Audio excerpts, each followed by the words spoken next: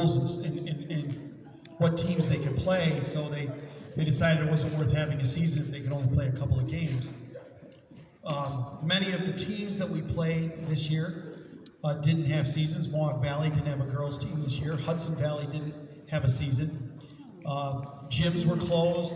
Refs were not reffing. Steve, the ref, didn't ref any of our games. He didn't ref this season. He opted out. Every facility had their own COVID rules and protocols that we had to follow. And sometimes we could have spectators there, and sometimes we couldn't, and sometimes we could only have one or two. But somehow we were able to pull off a season. And kids, I want you to know that the reason we were able to pull off a season this year is because of the dedication of your parents. We played 14 games. You can clap for just a second. We played 14 games in 28 days, which is just as much as an NBA schedule would play. That's more games in a month than SU plays in their normal season. They play 30 games over 4 months. We played 14 in 1 month. Most of the teams that we play in SCAL, Baldwinsville, Corning, they play 12 or 13 games in a normal year, spread over 4 months. We played 14 games in 28 days, and most of the time our games were 1 to 2 hours away. And not once did, at least to me, the parents ever complain or say, I don't want to do that. We said, hey, we're going to play a game, and I know there was one time we had a game, I think I sent an email out at 2 o'clock. Hey, we got a game at 4 at the chapel, be there. Everybody was there an hour later in uniform. Like, this is awesome. It's fantastic. We were able to field a team for every one of our games, and many programs could not do what we did. Many schools with full-time employees whose job it is to run an athletic program couldn't do what we did as an organization with our COVID tables and our chairs and all of our wipes, and we did all the things we had to do because we wanted to give you guys a season. And we all did that as volunteers. So I just want to thank all of you. And ladies, I'd like you to stand up right now and turn to your parents and give them a round of applause for all they did this year.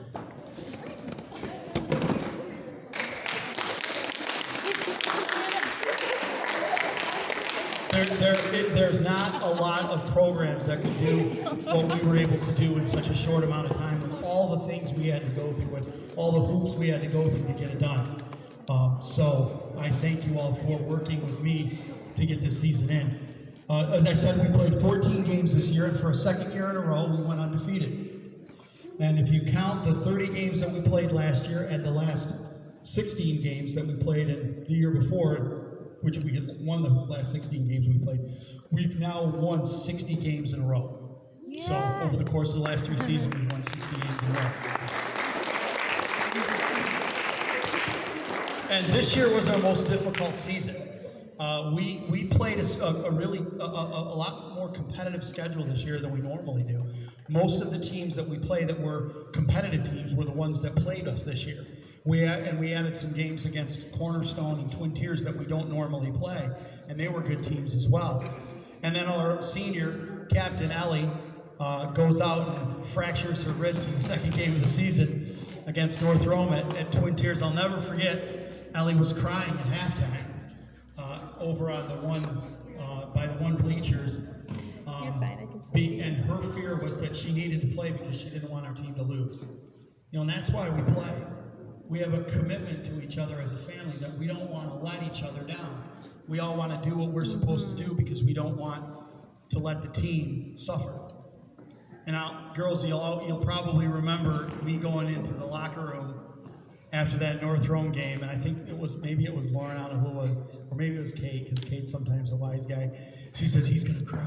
Somebody said it. Oh, that sounds like you. And I did, a little bit, because I was very proud of you girls. I mean, we were down by 6 points going into the fourth quarter. That's not something that usually happens for us. We're usually winning going into the fourth quarter. We're down 6. Yeah. Ellie's sitting there with this huge splint on that Kevin and Brenda made for her, and I thank you for that and all the help that you gave Ellie that night. They were really impressed by that when Ellie got to St. Joe's ER. They're like, what is this? And Ellie says, it's the makeshift splint that they made for me. But that allowed her to stay there because we were afraid that she was going to have to go into the hospital that night. So thank you so much. And I was proud of you girls for the effort that you put in that night. You came from behind and you said, we're not going to lose this game. And even with Ellie hurt and me being concerned that she was gone for the season, you came back and did what you had to do. 5 nights later, we returned to Twin Tiers to play Twin Tiers itself. The night that Ellie got hurt, if you remember, that was the North Rome game. We played it at Twin Tiers, but we played North Rome. So we played Twin Tiers. We haven't played them for years. They were the defending NIPEN champions from last year, and they had 4 seniors on the team. So that's why they wanted to finally play us, because they said this was the year they were going to beat us. We tried to play them last year. Riley's dad called a couple times because he knew some people there trying to see, hey, we'd like to play you guys. We hear you're good, and we play Cortland, and they didn't want to play us. So we went down there and played the defending NIPEN champions. We had 6 players. Our bench was Ainsley, who's in 5th grade. And Ava is starting, and Ava's in her 5th game on the team. So, and we didn't have any practices. Remember, we just basically said, okay, we're starting the season, we got a game Tuesday. Boom. I think we had 1 or 2 practices. So Ava's starting, and Emily Lamb's starting, and Ainsley's our bench. And we battled all game long, and we won by 2 points. The girl traveled, remember, she got the ball and she rolled, and Coach, I went on the ground and rolled to show the ref that she traveled. Probably wasn't a good idea because he could have slammed me with a tee. And after I did it, I'm like, God, that was dumb. They gave him every chance they could possibly give to get that last shot. She missed it, and we won by 2 points. So that was a really exciting game. And then we came back here a couple days later and played North Rome here in our gym. You remember that's the night the lights went out in Georgia. Actually, the lights went out in Cicero. And I was begging them to stay because I knew we were going to beat them. And I bribed them. We offered them 2 Twin Trees pizzas to stay if they would just stay till 6:15. And then like at 6:13 the lights went on and we were able to play them. And we did. We beat them by 20 points. So because SCAL didn't have a season this year, we played in the Greater Finger Lakes Christian Athletic League, which is called GFILCA. That's the league that our boys play in. And we were able to go and play in their tournament, and we won their tournament championship. We beat Rochester in the semifinals. Rochester played the best game that they've played in years against us. They played a junk defense on Kate, and we were kind of disoriented there for a little bit. We had some foul trouble, but we were able to pull that out, and then we played Cornerstone in the championship game, and we won that. That's the 5th year in a row that we have won at least 1 championship in the league, either the regular season or the conference. They didn't really have a regular season champion in GFILCA this year because there's only 3 teams, but we won the conference championship, and this trophy here in blue, that's the trophy that we won for winning that championship. And girls, you all remember those are the t-shirts that we won. I designed those t-shirts. What do you think, Ellie? All right? Not bad. It's not bad for me. So we all got t-shirts, which is cool because we don't usually get t-shirts when we win. And just so you know, we had an SCAL meeting last week, and SCAL is giving us permission next year for the first time to play in GFILCA next year and SCAL as well. Because we already play the GFILCA teams anyway as non-league teams. When the boys, we go to play, we play Rochester, we play New Life Olean. And, there's a stipulation that, because SCAL has their playoffs one weekend and GFILCA has their playoffs the next weekend. If there is a snow out the first weekend and they move the SCAL playoffs the next weekend, we always have to pick SCAL. But they'll let us play in GFILCA. And the reason we're doing that is because we play the teams anyway, and it gives their girls and teams a chance to have a playoffs. Because if we don't play, it's just 2 teams. So I'm like, okay, we'll play, and we'll win. So we get a chance to win 2 conference tournaments next year. Lord willing, I shouldn't be so arrogant. And then the Saturday after the Gafilka Championship, we came back strong and we won our own President's Day tournament 2 months after President's Day. But, you know, I mean, if they can play the Masters in November, we can play the President's Day tournament in May or in March. So we beat Rochester in the championship game, and the special part of that day was that Ellie came back early and was able to play in that last game. Which is something I really didn't think was going to happen, and truth be told, it probably shouldn't have happened. We didn't advise our orthopedic that we did that, but he's my friend, so he wouldn't have probably gotten too mad at us. And the first shot Ellie took that day was a 3, and it was amazing because she got the word today that her fracture is completely healed, but at the time it probably wasn't. So she actually was out there playing basketball with a partially broken arm, and we won that game. So here's the trophy that we won for that tournament.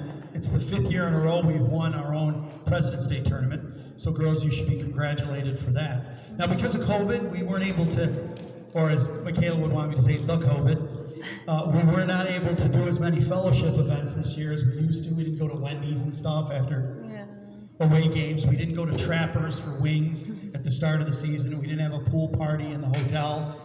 And we didn't get to go to any SU women's or men's games like we do together often in the Dome. But hopefully next year we'll be able to do all those fun things again. We were able to have a pizza party after the President's Day tournament, and I promised you girls glazed and confused donuts after you beat that Twin Tiers team, so we were able to have that as well. So we had a little fun. Just as a heads up, I'm in the process of looking to start a youth basketball camp in the summer that will be held here at Believers Chapel. We're going to be offering that free to the children of the northern suburbs. And it's going to be a program that's going to be sponsored by Believers Chapel and our team, the Syracuse Lady Eagles. I'm going to be running the program, and if you all will help me be my assistant coaches, it's going to be for young children, grades like, you know, kindergarten through like 4th and 5th grade. And it's going to be an outreach for our church, and it's going to be an opportunity for the Syracuse Lady Eagles to give back to Believers Chapel for all they give us, letting us use this great gym and how they serve us. We want to serve them back as part of an outreach we're putting together for the summer. So you'll be getting more information on that, but I just wanted to give you a heads up on that. I want to thank you guys for the season. I told the girls that a lot of, when we were in the locker room at the President's Day tournament, it was our last game, we were up by like 20 points at halftime. And I said, you know, a lot of things changed this year. But what didn't change is that the Syracuse Lady Eagles kept winning. And that's a tribute to the dedication and the effort that all of you ladies put in practice and in the games to get the job done. You know, we're a family, and we pick each other up when somebody's down. I sounded like the guy in that movie, right, Lauren? Family. We step up for our teammate when someone is missing or is injured. We find a way to work together to accomplish something as a team that we couldn't accomplish as individuals. You know, and that's how the Lord wants us to win the world for Him. With that goal in mind, the Baylor men's basketball team, anybody watch that game last night? They beat Gonzaga and they won the national championship.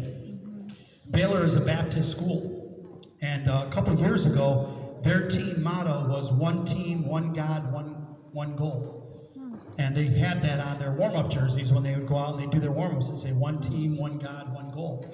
You know, and I was thinking about that last night as they were taking down the Nets in Indianapolis. And you know what, that could be the motto of our program.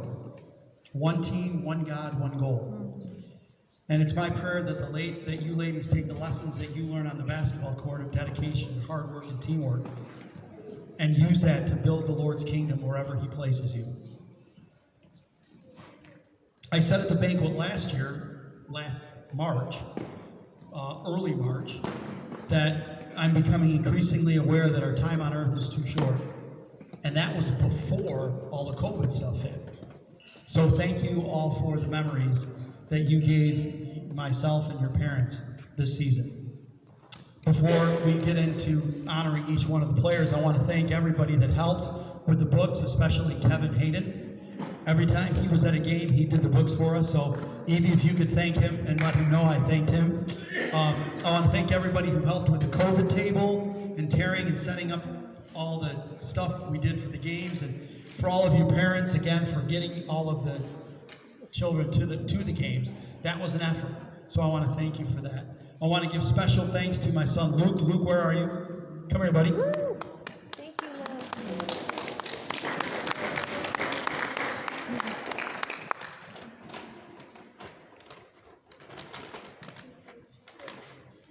Luke did the scoreboard for most every one of our games, and every Wolfpack game that was here, he did the scoreboard for as well. He did the scoreboard for the 2 games that were here on the President's Day tournament. The only games he didn't do was when he had his own tournament in Rochester the day of the President's Day Championship. So Luke, we got a little gift card for you at Target, so use it wisely. Thank you, buddy. Yeah. All right, Lukey. And before we get to the players, I want to just thank my wife for staying married to me. Not just in basketball season, but all year long, but mostly in basketball season. I can be, Lauren's looking at me with an evil eye, and I can be stressed out during the month that we play, and this year was a little more stressful than most years because we were trying to cram everything in, and you know, I mean, you'd call somebody or send an email and you'd say, okay, yeah, we can play that day, and then they'd say, oh, well, the gym just got closed that day, or the ref can't make it, and I'm like, you know, every day, and then we're supposed to play Union Springs, and they call me 3 hours before the game and say they have 7 people in their school that have COVID, and this is the school that's telling us, oh, we're a closed community, no one gets COVID here when we played there, and then 2 weeks later, everybody there has COVID. So sometimes I get a little frustrated, and so thank you for dealing with me, honey. I got a little gift for you. Aww. Thank you, honey. Ooh, chocolate. She'll probably let me share those, so that's good. Yeah, definitely. So now I'm going to say a little bit of something about each one of our players, but before I do, I want